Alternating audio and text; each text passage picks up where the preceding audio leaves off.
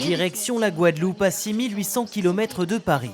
Dans la commune de Saint-Claude, cette résidence touristique semble se fondre dans la nature. Ça, c'est des fougères arborescentes, par exemple, une des plus vieilles plantes sur la planète. Éric Barret veut respecter son environnement. Voilà pourquoi il a fait de son domaine un lieu exemplaire en matière de tourisme. La plupart de ses 5 bungalows et studios sont équipés de panneaux solaires. Il évite ainsi de consommer de l'électricité produite à partir de la combustion de fioul. Grâce à cette application, il mesure l'impact sur la planète.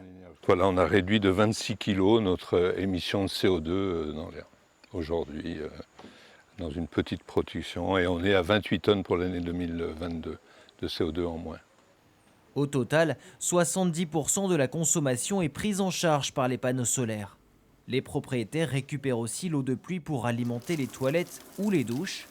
Une évidence. On est déjà une île où on est fragilisé par la météo, par les ouragans.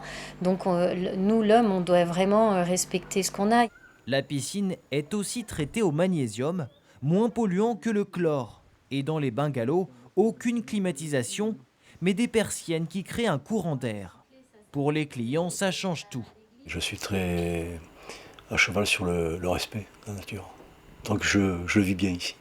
Si cet établissement est précurseur en Guadeloupe, les initiatives se développent. Le secteur du tourisme profite d'un fonds débloqué par le gouvernement dans le cadre du plan de relance. On a financé 18 hébergements restaurateurs pour améliorer leurs pratiques. Et donc on sent bien qu'il y a une vraie envie en fait, des professionnels d'avoir cet argument environnemental et de minimiser leur impact.